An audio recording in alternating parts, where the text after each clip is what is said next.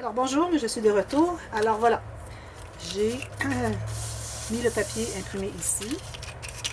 Et j'avais déjà celui-ci, mais j'avais décidé que je mettrais une pochette. Alors ce que j'ai fait, c'est que j'ai fait une pochette. Alors j'ai pensé la faire avec vous pour ceux qui sont plus débutants, qui n'en ont pas fait vraiment. Alors vous mesurez la largeur que vous avez besoin. Ici, j'ai mesuré exactement la largeur de mon interaction ici. Question que quand c'est fermé, ça se continue toujours. Alors j'aurais pas voulu avoir la pochette qui dépasse des deux côtés. Alors vous calculez ça, plus vous ajoutez un bout. Vous voyez, même moi c'est pas égal, ça ne fait pas de différence. Je vais en couper un petit peu là. Alors peut-être 1 cm chaque côté. Ensuite vous biseautez les 4 coins. Alors vous assurez de mettre votre papier ici, le papier que vous désirez, toujours avec une petite bordure de papier, que vous voyez le papier de base. Alors une fois que c'est fait, alors on va poser la pochette et ensuite on va mesurer à quel endroit on voudrait bien mettre notre petit onglet rotatif. Alors tout simplement comme ceci, sur l'extérieur. Alors l'extérieur ça se trouve être les côtés ici, vous voyez. Et puis une fine ligne à la base. Alors il faut que vous sachiez quel côté est le bas. Alors une fine ligne à la base. Alors là je vais devoir mesurer pour être certaine. Premièrement, je décide à quel endroit je vais l'avoir à la base. Ensuite, être certaine que sur chaque côté, je suis bien vis-à-vis mon interaction. Alors, comme ceci et comme ceci. Tout simplement. Alors là, je vais presser. Je vais attendre que ça soit stabilisé un petit peu. Et comme vous voyez, j'ai couvert ici parce qu'on avait un morceau de ce papier ici où est-ce qu'on avait collé. Ce que j'appelle mes coutures, c'est ça. Alors, j'avais la couture ici qui était apparente. Alors, on met un morceau de papier ici décoratif. Voilà. J'ai la pochette. Maintenant, on va devoir percer un trou. Alors là, il faut savoir à quel endroit on veut l'avoir. J'ai fait mes petites rondelles comme je vous ai montré à la vidéo précédente, comment les fabriquer. Alors là, on va en avoir une ici. J'ai mon petit outil piquant ici. Alors, je vais voir si je le mets ici.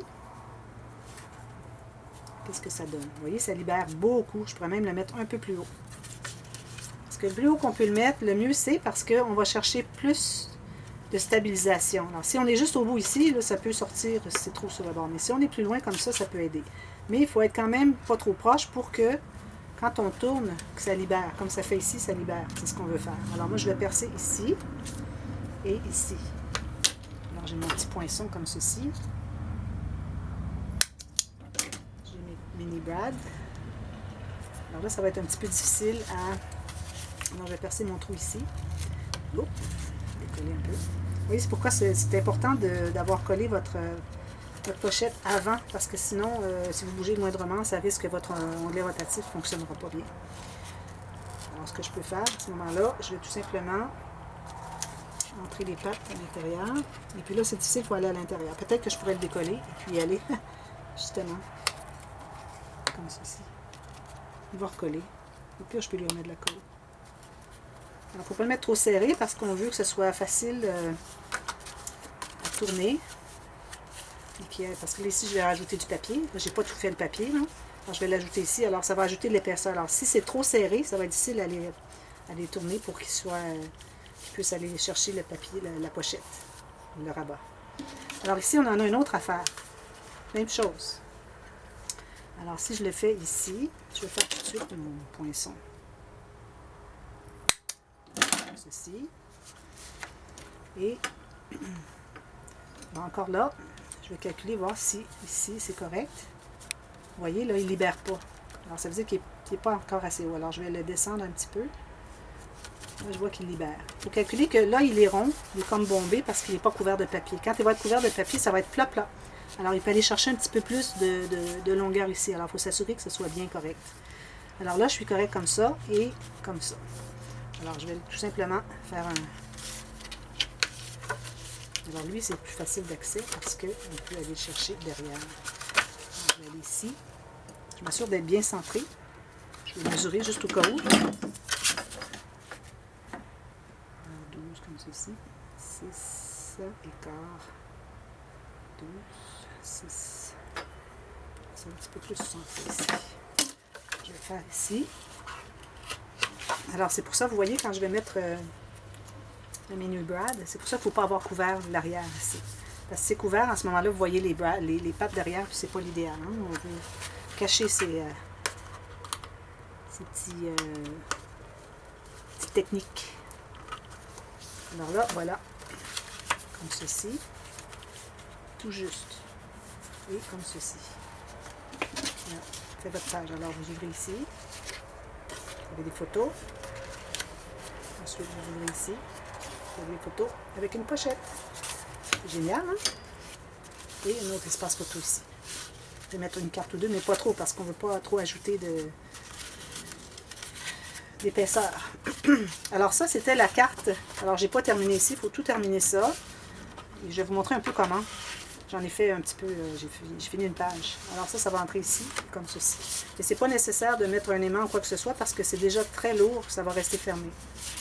Alors, quand on ouvre la page, on va voir ça, et on va voir ça. J'ai déjà couvert l'arrière.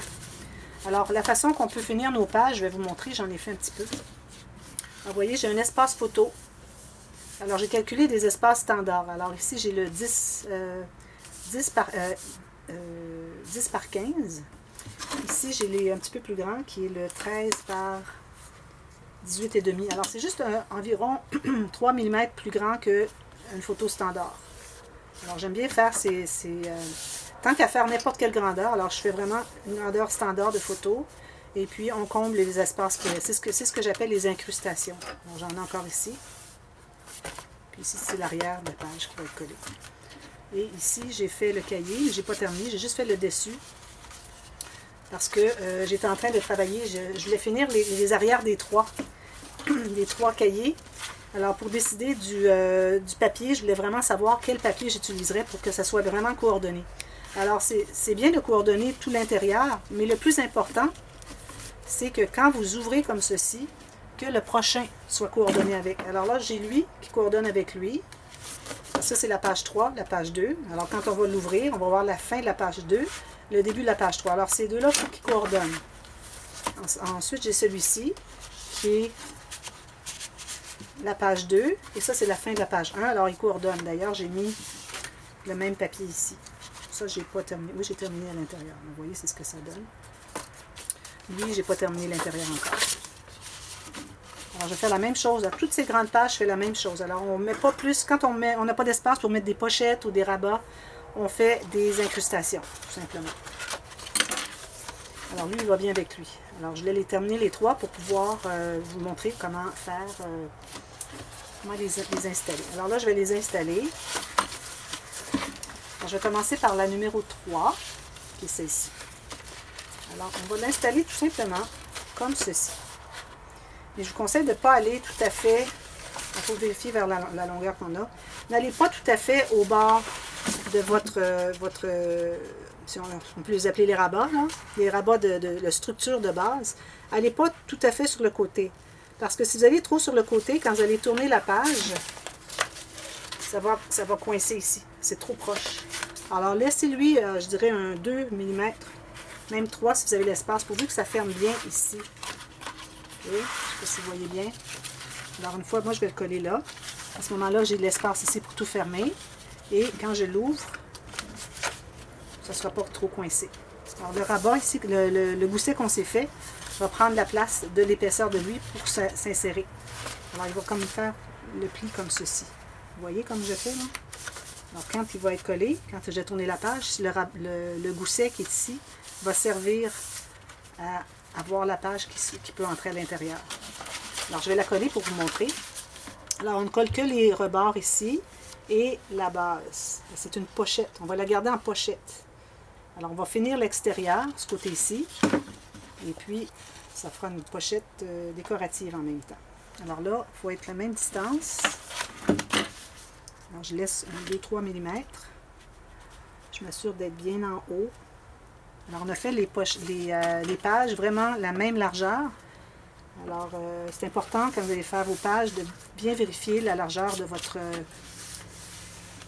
mécanisme de structure. J'essaie de trouver des termes.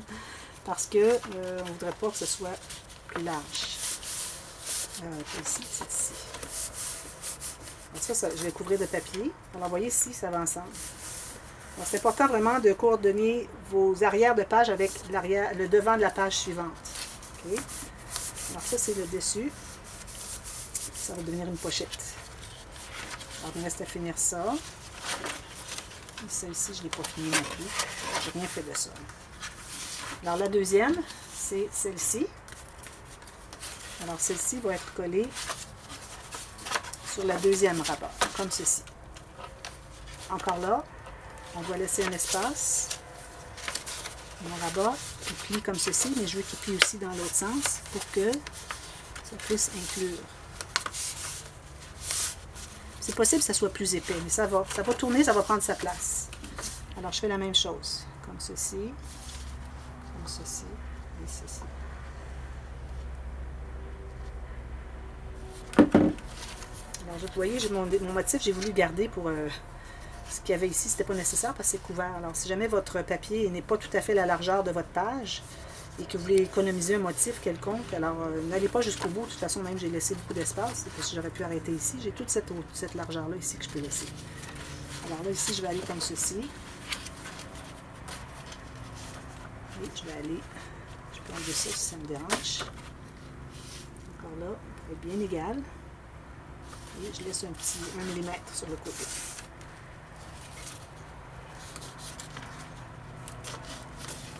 Alors, comme vous voyez,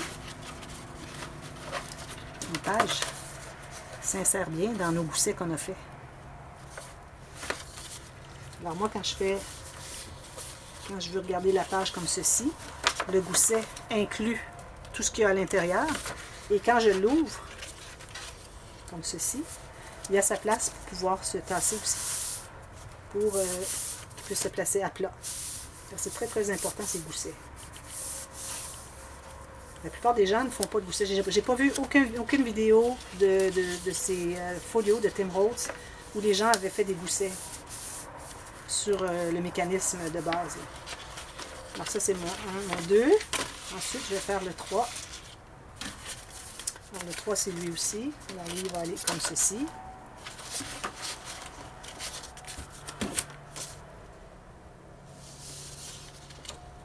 Ensuite tout ce qu'il va vous rester à faire c'est de tout terminer le papier design sur toutes vos pages, toutes vos surfaces.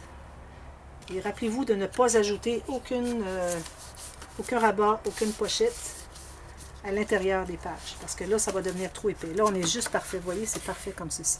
Même que je n'ai pas terminé, j'ai encore des papiers ajoutés. Alors, ça va peut-être devenir un petit peu trop serré, mais ça va parce qu'on a tellement de place ici. Moi, j'ai du papier design assez épais. Si vous avez du moins épais, alors ça va vous donner plus de facilité.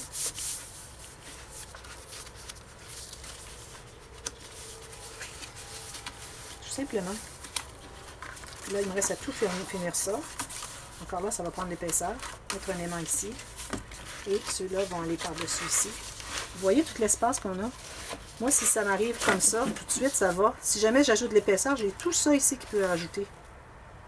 C'est ça qui est merveilleux avec ces folios. Même chose avec lui ici. Vous voyez, là j'ai ça. Et si j'ai besoin de plus, je peux aller en chercher un peu plus. Je peux aller chercher jusqu'à peut-être 5 mm de plus. Mais c'est important de ne jamais le faire trop gros parce que sinon le rabat ici il ne croisera pas. Alors voilà. Alors, s'il y a des questions, vous écrivez dans la boîte de commentaires. Et puis, ça ici, il faudrait le... Là, j'ai passé les élastiques juste pour avoir une idée de ce que ça donnait. Mais avant, il faudrait vraiment tout mater. Je vais juste vous donner une petite explication rapide. Alors, je vais tout simplement enlever les élastiques. Oh, il a défait, c'est décollé. Ça va, je vais le recoller.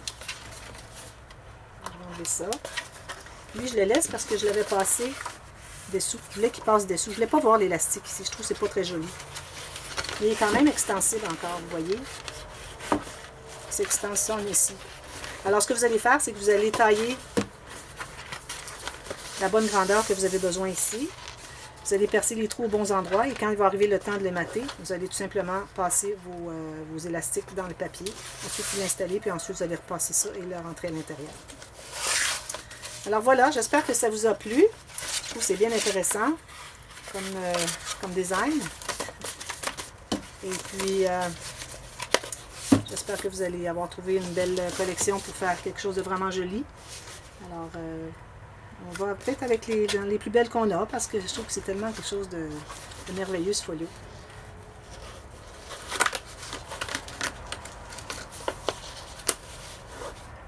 Je ne crois pas avoir autre chose à dire. Alors, s'il y a quelque chose, vous pouvez écrire les questions dans les boîtes de commentaires.